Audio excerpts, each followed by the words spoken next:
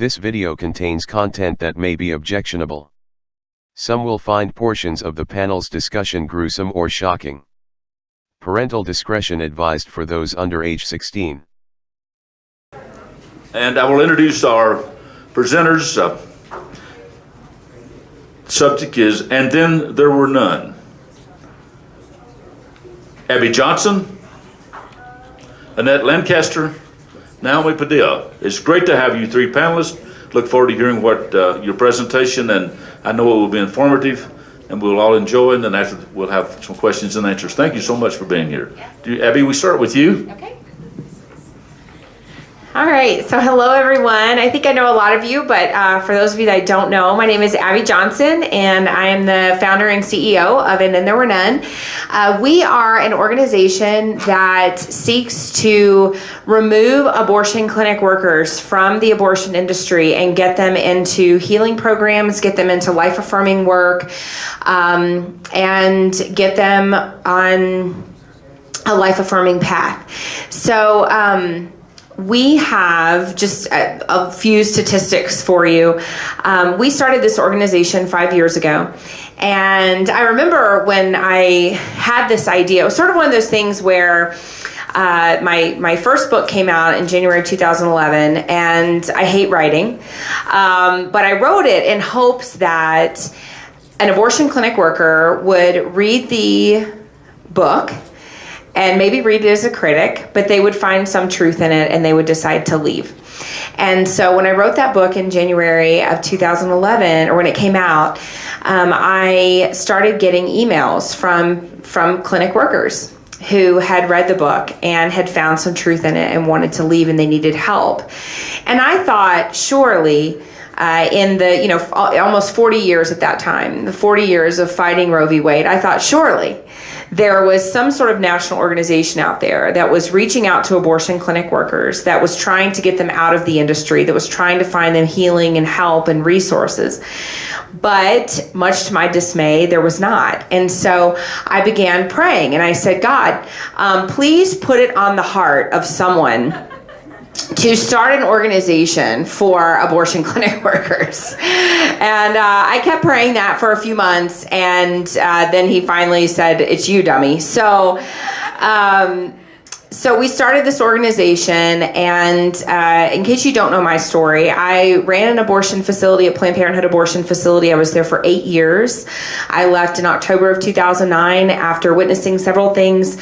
One, an increase in our abortion quotas, a certain number of abortions that we had to sell to women coming into our facility, and ultimately left, though, after witnessing a live ultrasound-guided abortion procedure where I saw a 13-week-old fetus fight and struggle for his life against the abortion instruments. And I knew then that two things were true: that humanity did exist in the womb, and that if humanity existed, then abortion was intentionally taking the life of an innocent human being. And if those two things were true, then I knew that I was on the wrong side of this debate. So I decided to leave. And when I left, Planned Parenthood sued me. And they were very concerned. I was pretty high up in management and knew all of their dirty laundry. And so they were pretty concerned that I was going to go around and spill the beans, which, I guess they had reason to be concerned about that. But they ended up taking me to court and losing because they're so pro-choice. Right? They were pro-choice except for me when I decided that I wasn't going to support abortion anymore. So anyway, so ever since then, I've been speaking out about abortion, have been connecting with women, trying to connect with women who have been hurt by abortion, helping them find healing. I do a lot of work with pregnancy centers across the country, a lot of work with life-affirming medical centers across the country, and then started And Then There Were None. So just a few stats for you.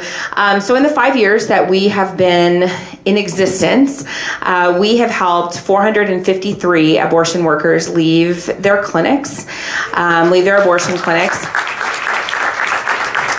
And what we didn't expect was that we would actually have abortion doctors contact us. So we've actually helped 7 full-time abortion doctors leave their jobs and come through our organization. The 453 men and women who have come to us have come from 39 states across the country. And they have helped to close 18 abortion facilities in the United States. So that has certainly been a success and something that we're, pretty proud of. So I have with me today 2 of the workers who have come through, and then there were none. And we just want to have a discussion with you today. We want to talk about some things that we think would be of importance and of interest to you. And then we want to answer your questions, because it's not every day that you have the opportunity to talk to 3 people who have worked inside of an abortion clinic. So first, I'll start with Noemi Padilla. Noemi worked at the Fletcher Clinic in Tampa, Florida. She is a nurse. She's a registered nurse, and she was there for 4 years. And when did you leave? Last March. Yeah, last March she left. So she left, and the cool thing about both of these women is that when they left, they were one of many who actually ended up coming through, and then there were none. So we have had, I think, 9 people leave the clinic where Noemi worked. So she's one of 9. And her clinic performed abortions well into the second trimester. They did first and second trimester abortions and medication abortion. Annette Lancaster she worked at the Chapel Hill Planned Parenthood. She was a clinic director there. Like me, she was there for just under a year, and came to us I'm really bad with dates. 2 years ago, Annette came to us, and sort of a funny story. She, someone who was obviously a supporter of our ministry, had made a bunch of little tiny slips of paper that had our website on it, abortionworker.com, and they had littered her entire car all the way around with these little strips of paper. And so when she walked out to her car, she sees all these little pieces of paper. I'm sure it looked like fringe, like hanging all over your car. And she was sort of ticked about it, but she kept one. She put it in her pocket and went inside, and her supervisor said, you're going to throw those away, right? And she was like, oh, yeah.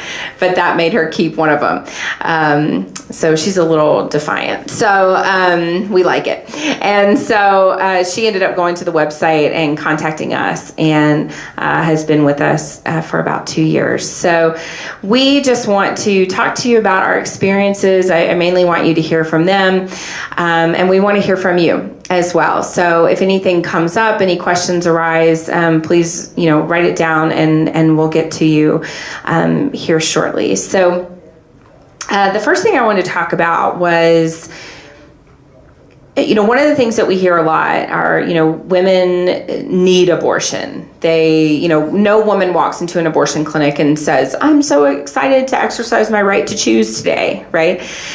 Women go to have abortions because they feel like they have no other options. I mean, the term pro-choice is really false, right? Because it's not that they feel like they're making a choice. It's feel like they feel like they have no other choice. And so one of the things I wanted to talk about, wanted them to talk about, was just some of the main reasons that women came in and said that they were needing an abortion. So one of the main reasons why a lot of women say that they need an abortion is simply the lack of resources. They feel like they can't afford another baby. They already have 2 or 3 children. So daycare services for a 3rd or a 4th child is going to be too much. Diapers, things of that nature, cribs, things that local pregnancy centers could be able to offer these women. Also things just as simple as food. A lot of women feel like, I already have so many mouths to feed in the house. I'm not going to be able to bring another child into the world and be able to feed that child and my other children as well. So I would definitely say that one of the reasons is just a lack of resources. Women don't know where to go. If they could get a crib or a car seat or diapers, those simple things may change their mind, and they may say, okay, I'm not going to get an abortion, but they don't know where to go to get those things. And did you send them to pregnancy centers? We did not send them to pregnancy centers. Unfortunately, as the manager of that Planned Parenthood clinic in Chapel Hill, North Carolina, I can say that we never offered a pregnancy center to any women. We would just simply help them continue to exercise their right to choose, and explain to them that this was a choice that they were making. They were very strong for making this choice, and they were doing the right thing for their other children. But we never simply turned around and said, well, hey, guess what? There's a pregnancy center down the street, and they have a program where you can get free diapers. They give you a free car seat if you just go to 2 or 3 of these nightly classes to learn things that you're going to need to know anyway.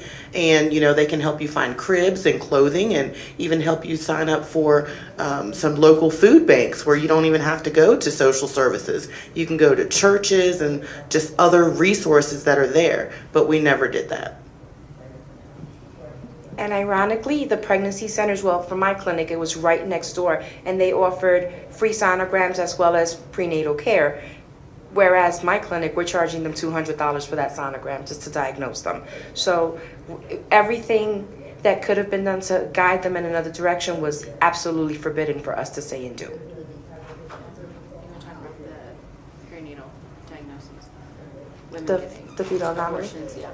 So at my clinic, we specialize in the fetal anomaly program. It was a program that we started. I worked hand in hand with our surgeon for late second trimester abortions after they had the amniocentesis in the 4th month. Amniocentesis cannot be done before that time, so all of these women were very late into their pregnancies.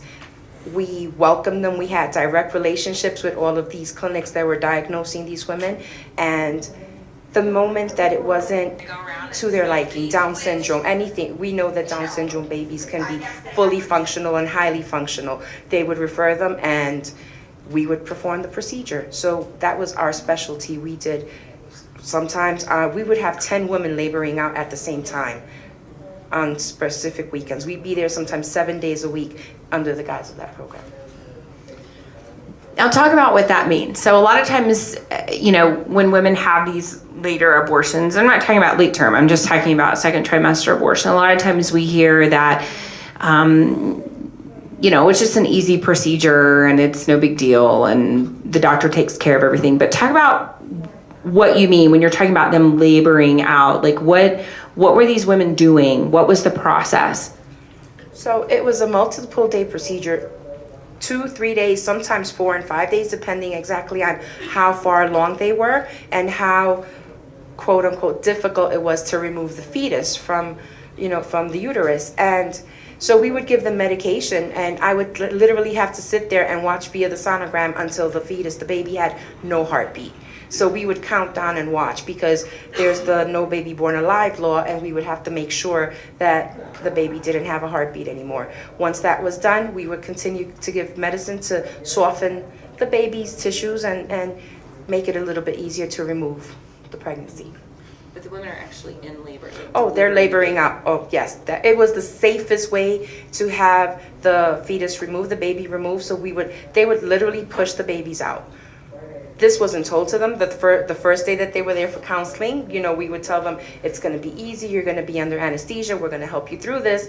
Once the medication is in their system, they can't turn back, and they have to go through with it. And they literally, on the 3rd or the final day, whether it was the 3rd, 4th, or the 5th, they were laboring out. They were having contractions, and they were pushing the babies. And where sometimes are they delivering? Oh, we would have, again, my worst case scenario was I had 10 laboring out. Our facility had 2 exam rooms. So if we were medicating everybody starting at 8 o'clock in the morning, and we're medicating every 2 hours, the same medicine for all 10 women, so you can imagine that they're all gonna be ready right about the same time. So we had, at one point, we would have In the recovery room, we had women laboring out.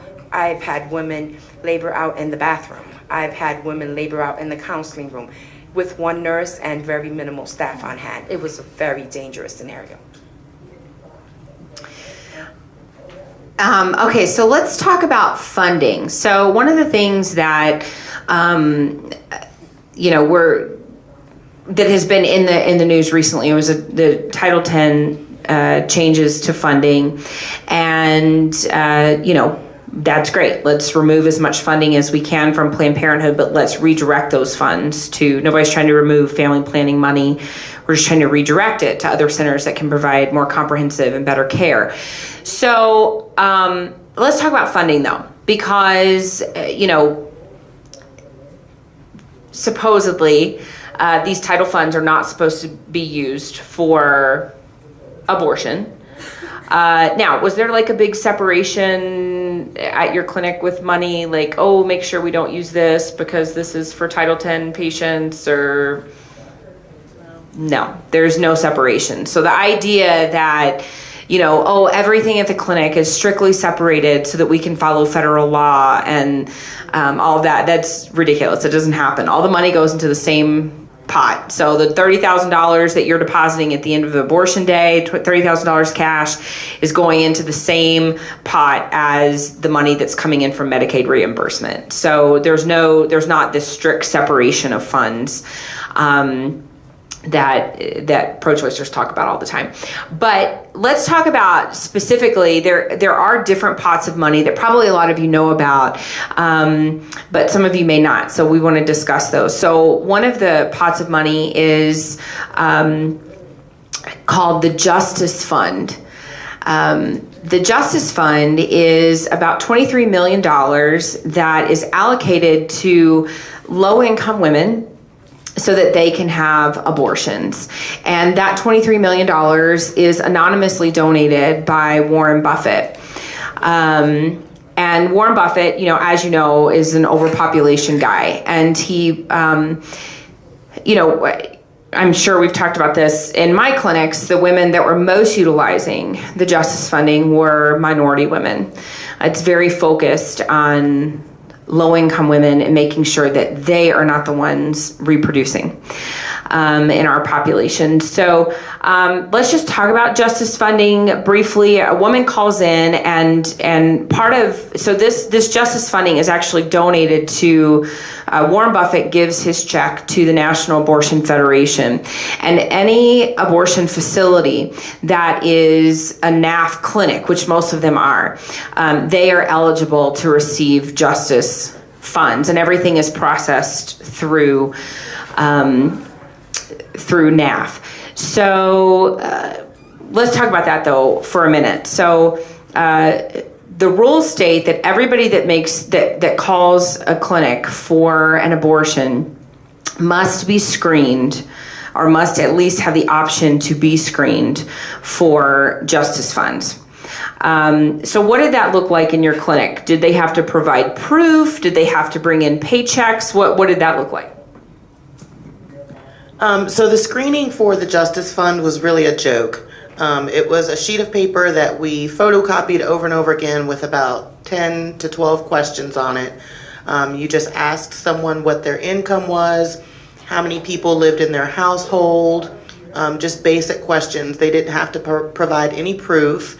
They didn't have to bring paycheck stubs showing that they made this small amount that they're putting on the paper. They didn't have to prove that they really had 12 people living in their house as dependents. If that's what they chose to put on the form, then that's what we went with. A lot of times the money was just given to anyone who asked for it, basically. And we also had separate little Visa check cards, or what do you call it, gift cards, that we were using as well. And those were used for women who had to come back for a second day procedure, if they needed a place to stay, if they needed a hotel room, transportation, food, anything. So it wasn't even always used for the abortion procedure itself. I know I've given out many of those gift cards, and they were in $50 increments. So sometimes women were getting up to $150 just for their hotel, transportation to get back to the clinic, and food. And that's not including the money that they also received for the abortion procedure itself. So in our clinic, it was a very similar situation, except that it was very time consuming to do the checklist. So somebody called in, we would just do the questions over the phone, and we would steadily say, no worries, just come on in. Do I need to bring paperwork, documentation? No, absolutely not. Just come on in, we will take care of it. And we would guide them as to what answers to say and how not to answer something, so that we would make sure that they were eligible, because that eligibility made sure that we met the quota that we had for the day or for the week. And at one point, the NAF program for us, they came in and they did this extensive training. They wanted us to make sure we were doing everything according to the guidelines. Well, that only lasted about a month and a half, because our numbers weren't being met during that month and a half. Because if we're being very strict, that means we're turning away other women who, you know, they're saying, well, I'm not going to come here because I can go someplace else and qualify there. So we started to, again, not go by the guidelines, and our quota went up. So it was always about the numbers and making sure that we met the numbers through the credentialing for the NAF program. That was also another reason why women were given the funds if they needed it. We wanted to make sure that they came back for their procedure. We didn't want our numbers to go down just because somebody didn't have the money, right? So whatever you needed, if you needed the money for food, like I said, for food, transportation, hotel, or for the abortion procedure itself, however much you needed, whatever you needed. We've had women come in and pay as little as $20 for an abortion procedure, and the rest of it was covered by the Justice Fund, just because we did not want to turn them away, because it was their right to choose. So that's what we said, but really what it was we didn't want our quota numbers to be dropping.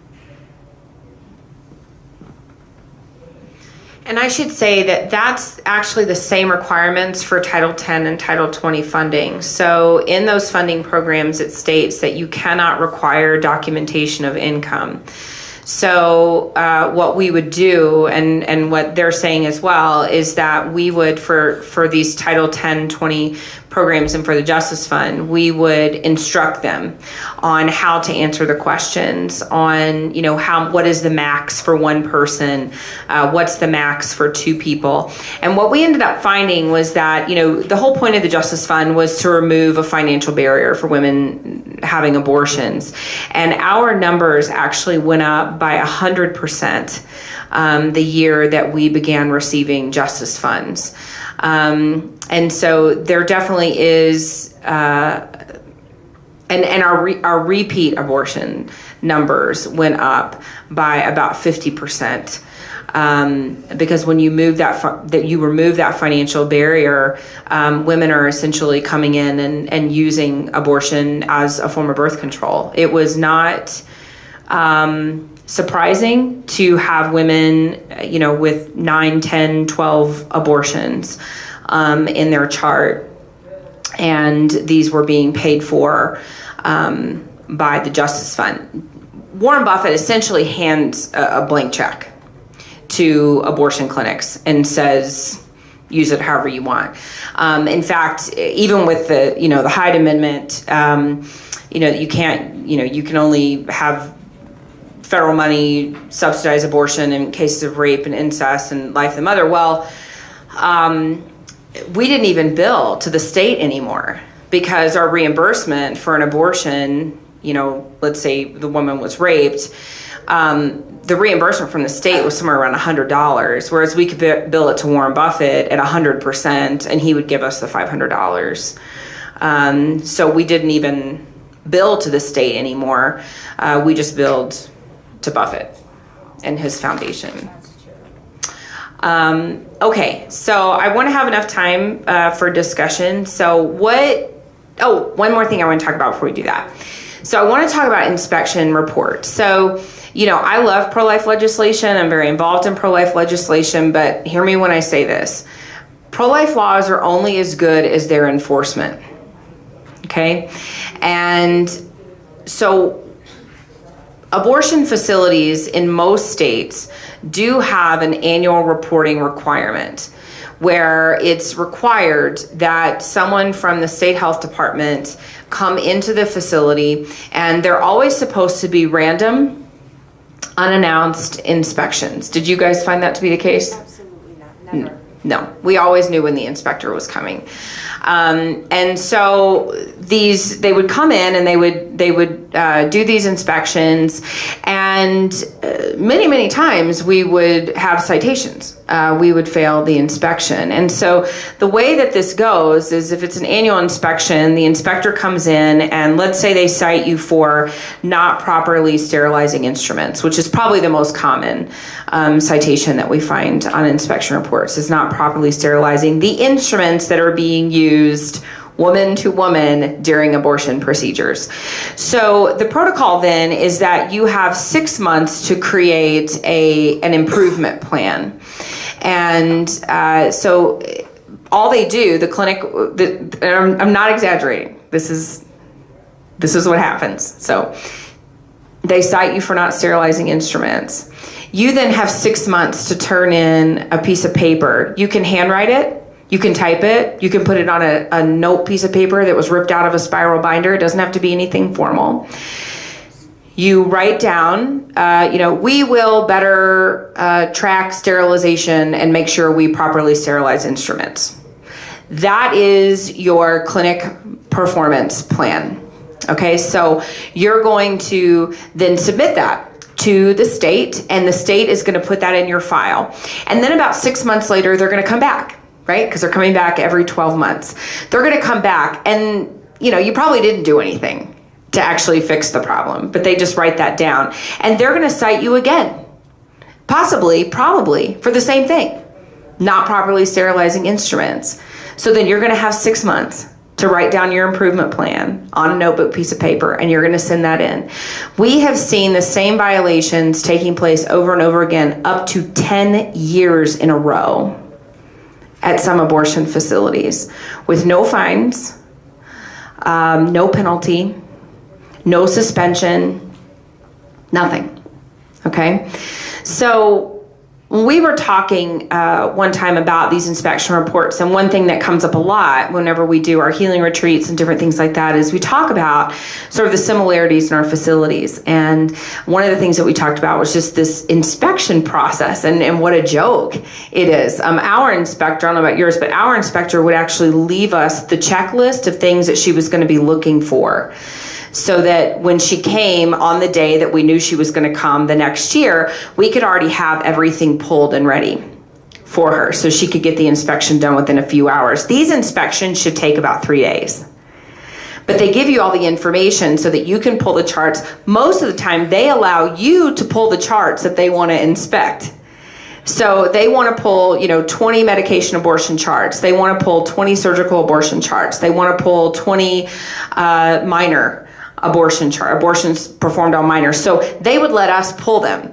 So we would pull the charts, we would scrub them and make sure everything was documented like it's supposed to be. Or if it was like a case where it wasn't documented properly, we would stick that one back in the file, right, and pull another one. And so this was something that we continued to talk about. It continued to come up. And so I had already been pulling the inspection reports every 6 months through a FOIA from the state of Texas. And so I'd already been looking at these, and we were seeing the same problems over and over again, same offenders, same offenses over and over again every year. And what happens? Nothing, right? So the idea of a clinic inspection is great, but there's no follow-up. So then who cares? What's the point, right? So we decided that we were actually going to do something about it. And but first, I want them to talk about sort of their inspection process and what happened at their clinics. So we would get a call from the inspector and say, I need 20 charts of each discipline, the minor, 20 first try, 20 second try, 20 medication, 20 surgical, and I need them for so-and-so date. So there went the surprise factor. Now we know the day that she's coming. So we would work night and day to make sure that we had 20, not 20, we would go a little bit above and beyond in case that she wanted an extra one. So we would do 30. We wanted to be safe. That was the only time that we were allowed any overtime because we needed to make sure that these charts were okay. And then, so on the day that the inspector came in, we made sure to not have any patients in the clinic because we wanted to make sure that she had no contact with any patients to ask any questions. We made sure that any staff that wasn't up to par to answering the questions properly, they had the day off. So it was minimal staffing. She would come in, she'd have an amazing breakfast, she'd get through the checklist really, really quickly. Provided by who? Oh, the clinic, of course. And it was, we'd say, oh yeah, we have breakfast like this all the time. And so we'd have the gourmet coffee and the really good bagels and stuff like that. And she's sitting there, so she's preoccupied with this delicious bagel, and she's just doing the checklist that we've given her the 20 perfect charts for. And if something came up with one of them, we'd say, oh, hold on, let me just get you another chart, and go ahead, and we'd give her another one. And that was pretty much our inspection process. That was how we got through it. And was it done in a day? A day. It was done in less than a couple of hours because she'd always have something to do. Gloves. Something as gloves. That's a big thing in medicine. I mean, it is imperative. So at our particular clinic, we had a doctor that it was cumbersome for him to use gloves. So we made sure that he was off that entire week so that she didn't have any contact with that particular doctor. So all these different mechanisms that could be done to get us through that inspection, we made sure to put into place. So explain that. During the abortion procedure, he is or is not wearing gloves? No gloves.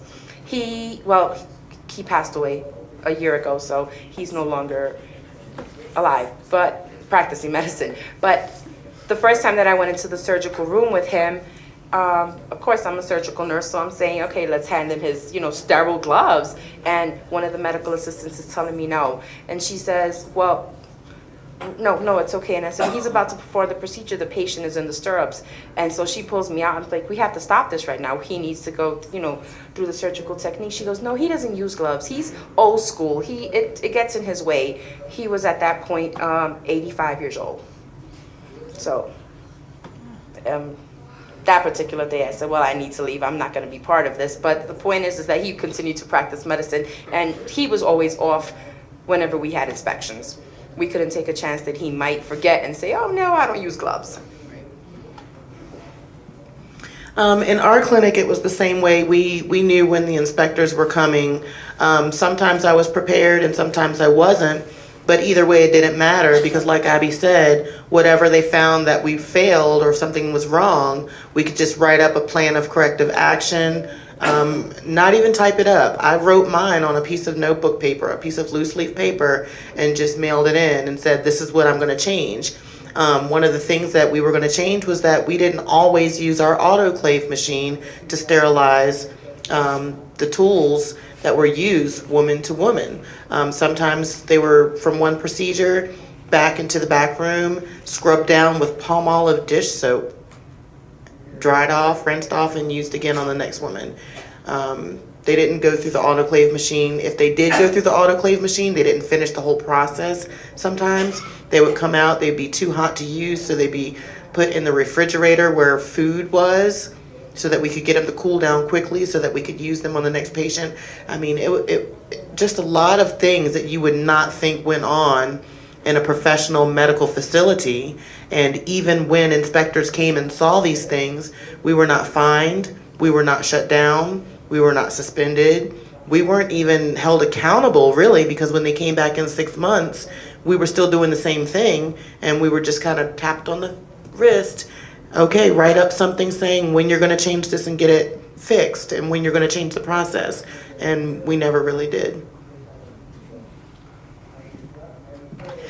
So we have stories from 400 plus women, right, telling us that this is the same thing that's happening all over the country. So we decided, look, we need to do something about this. So our team started sending in FOIAs and pulling inspection reports from every state in the United States. And we started gathering these inspection reports, and we put them on a website. And all the inspections are on one website. It's checkmyclinic.org. and it's very user-friendly. You go to the website, you click on your state, and then we have summarized the pro-life laws. So is parental consent required, yes or no? Is there a waiting period? How many hours? So we've sort of summarize all those state laws for you, and then you can click on a particular clinic, and we have summarized in layman's terms what we have found in the inspection reports from these particular clinics. But you don't have to just take our word for it. We have also uploaded every single inspection report that we have received from these states. So you can click on the inspection report and the PDF will pop up, so you can actually look at the official report from the state. And so we got all this together and we were like, okay, great. So what? Now what, right? And so we decided that we were going to start actually making reports on these inspections that, you know, these egregious, horrible violations that we were finding. We decided we were going to make a report. So one clinic in Indiana, for example, in the charts that were pulled, 17 of the 18 patients, they give narcotics to these patients, right? Conscious sedation. They give usually a combination of fentanyl and Versed. And so they're giving these, but they're pre-drawn. So these medications are supposed to be drawn up according to a patient's weight, okay? But they're not, because they don't have time to do that. So they pre-draw them before all the patients come in. So what they found was when the inspector had 18 charts, 17 out of the 18 charts, the patients had been overdosed on narcotics. And so we said, well, this needs to be reported. Who do we report it to? The DEA, right? So funny story. I really like Dateline and shows like that. Anybody else like those sort of like true crime? Okay. So I think it's like a woman sort of thing. So anyway, my husband hates them. So there's actually a conference called Crime Con, and Dateline's there, and they have all these true crime podcasts, and it's really a cool conference. So my friends and I go this past year. It was my birthday gift from my husband. So my friends and I go this year, and one of the sessions that we went in, one of the guys that was participating was a DEA agent. And so I ended up going up to him and finding him after. And I said, look, I didn't tell him it was an abortion thing. I just said, you know, we have been pulling inspection reports for facilities across the country, and we're finding that there's a lot of narcotics violations. And I said, and I gave him the example, you know, 17 out of 18 patients had been overdosed on these narcotics. And I said, is that something that the DEA is interested in?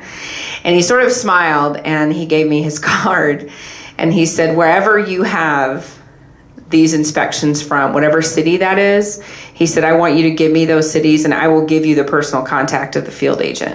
And he said, yes, we are very interested.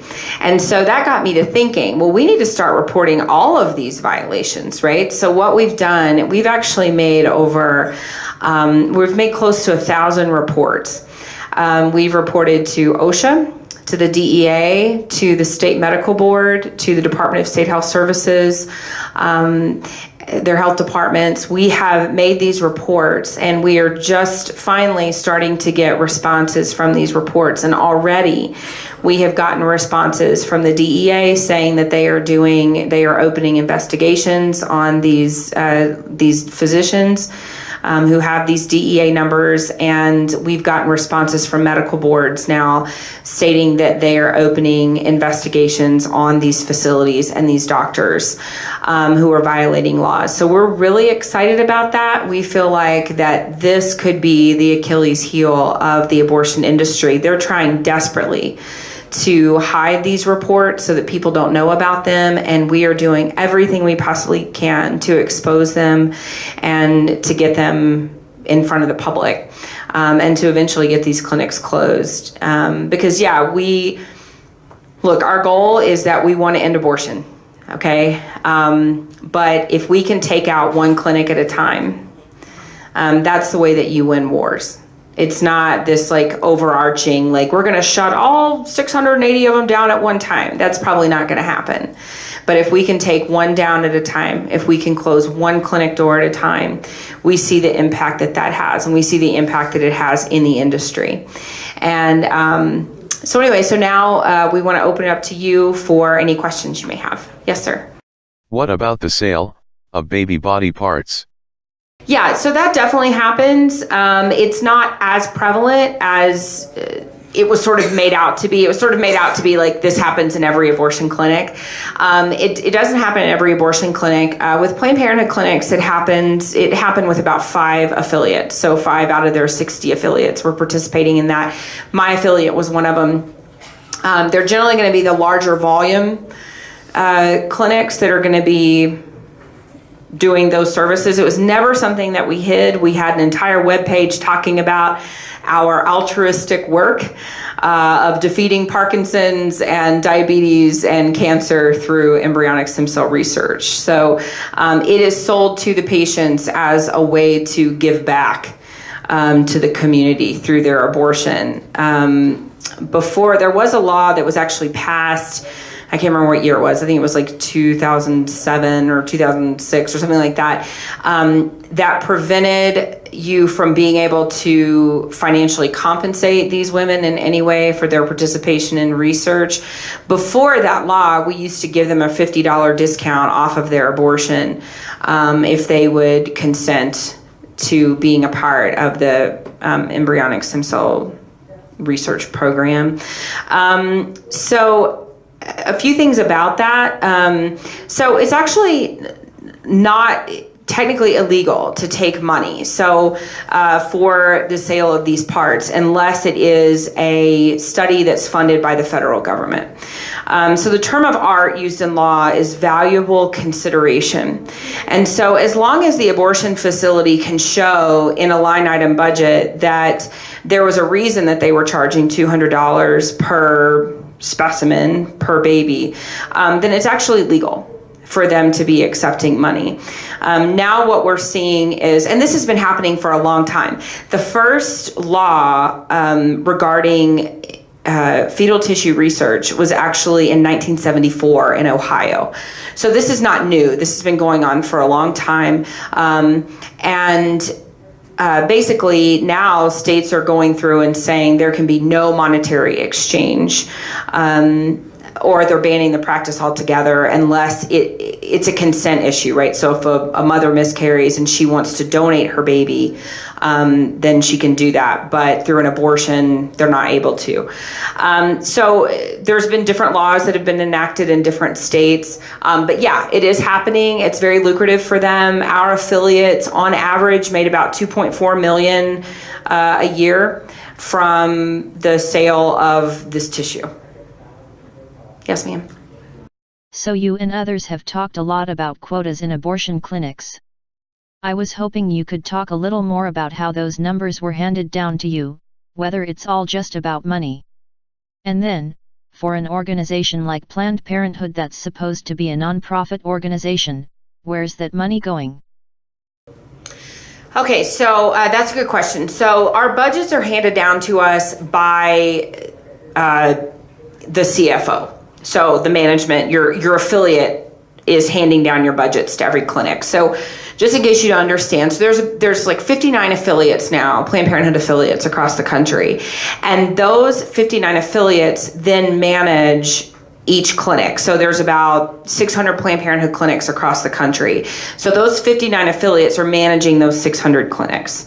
And those 59 affiliates then are beholden to Planned Parenthood Federation of America, right? So all the protocols come from PPFA to the affiliates then distribute them to their clinics. So that's sort of the way that works. The quotas are distributed from your affiliate headquarters, generally from your CFO, and they're given just in the form of a line item on your budget. So we didn't have line items for any other services. We didn't have quota requirements. I mean, we didn't have to insert so many IUDs or hand out so many birth control pills, or the only quota that we had specifically was for abortion. So the money that comes into Planned Parenthood, since they are a nonprofit, so nonprofit doesn't mean you can't make money, right? Just means that you can't give it to a board of investors. So I remember one time in a management meeting, my boss said to me, nonprofit is a tax status, not a business status. And that is the idea of Planned Parenthood. They're trying to make as much money as possible through these patient visits. And so the money then is basically cycled back into the affiliate, and they can use it however they want. So if they want to build new buildings, they can do that. You know, the affiliate that I worked for, the clinic where I was, we were building at the time when I left, it's now open, but we were building the largest facility, Planned Parenthood facility in the Western Hemisphere. So 78,000 square feet, it's 7 stories tall. It's the third floor was built in order to perform abortions through the 6th month of pregnancy. So you can use that money to, it was a $18 million building. So you can use that money for buildings. You can use it to pay your staff. I got paid a lot of money as a director. Our nurses got paid very well. You know, they have great perks. They have good vacation time. There's a reason why Planned Parenthood is attractive to a single parent or a person who maybe is undereducated. You know, a lot of our workers, they didn't even have a GED, but they were performing ultrasounds on patients, doing counseling, starting IVs, pushing anesthetic, things like that. So performing abortions is a lucrative service? Yes. Yeah, it's their highest revenue generating product, which is why they have a quota for it. Yes. Yes, sir. If you think that the records are a vulnerability to the industry, do you think they'll falsify records, or is there going to be pressure to put misleading or just incorrect information on records? They're already doing that, and they're still failing the inspection. So imagine how bad it is, okay, in these clinics. These are the records, these are the charts that they're giving the inspectors that they think are clean. So imagine how bad it is on days when the inspector's not there. So they're already failing the inspections, and they think they're doing a good job to clean up. So yeah, I mean, is that a possibility? Sure. But I think that we have enough information just based on the hundreds of inspections that we have to close down a lot of facilities and to remove the ability for physicians to practice medicine. There's a lot of talk now about what happens to people who participate in violent acts, from coming back from war, to veterinarians who have a 4 times higher chance of committing suicide because they kill animals all day long. Can you speak at all about what it does to a person, to be around or participate in that kind of killing all day long? I'll let them talk about it too, but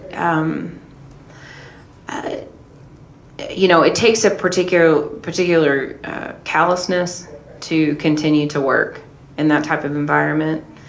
I think that's true of probably most medical practices. You're seeing a lot of gruesome things, even if you're an ER doctor, right? So I don't think it's just the abortion industry necessarily. I think it's just the medical industry in general. Gallows humor is very common among all medical providers. But I think in particular, the way that we dehumanized the women that came in and the way that we dehumanized their children is particularly heinous. You know, it's a hard thing to do. It's a hard thing to walk away from your job in an abortion clinic, because in order to walk away, you have to admit to what you've been doing. And it's a hard, it is a hard thing to come to terms with, knowing that you have participated in thousands, sometimes tens of thousands of abortions, and having to admit that, and having to admit what it is. It's killing. And you were part of it, and you didn't stand up for these innocent humans. But we did. And so I think that's why, and I think, you know, I think that's one of the reasons that when I started this organization, I went to all these pro-life leaders and said, what do you think? And they all looked at me and said, it'll never happen. You'll never have workers come to you. And I think it's because it is a difficult thing to come to terms with what you've done. but there's so much freedom in that. There's freedom in truth, and secrecy binds us, and secrecy keeps us in a place of depression, and it's a very lonely place. You know, when I started, and then there were none for them. But I realized that it was actually what I needed too, because it's a very lonely place to be a former abortion clinic worker, because nobody understands the things that you have seen. I remember one time I was talking to a pro-life leader, and I was telling him a story about how the freezer that we used to keep the aborted babies in while we were waiting for Stericycle to come and pick them up and incinerate them, we called that freezer in the clinic, we called it the nursery. And I remember him looking at me and just with this like face of disgust. And he said, "You can never tell that story to pro-lifers. It makes you look too bad." And I just thought to myself, well, good grief. Like, now I'm going to be shamed by the people that I thought were going to embrace what we're doing. You know, I mean, it was like I had to keep quiet again. And so, you know, one of the things I think is really beautiful about our healing program that we have is you've got these women coming together, and one of our staff members who has never worked in the industry, she was there one time helping me facilitate, and she said, you know, the most powerful thing that I took away from this retreat program, from this retreat weekend, was that there was a woman that was talking about how she couldn't get the sound of crushing baby skulls out of her head, and that she couldn't stop hearing that noise. And she said, I looked around the room and nobody gasped. Nobody was looking at her like, ugh, how could you do that? Everybody in the room was shaking their head in agreement, because we all understood what she was talking about. We all understood how those thoughts can keep you paralyzed, and they can keep you in a place where you don't heal because you think nobody understands. There's a lot of loneliness. And so it's been just as beneficial to me as I hope it has been to them. Do you guys want to say anything about that? Sorry, we're being booted off. Yeah. That was shocking to hear the stories that you're telling. They need to be told more. Thank you for participating. I'm sure folks will have other questions for you. We'll probably see you at dinner this evening, and Yes. thanks for being here. Thank you.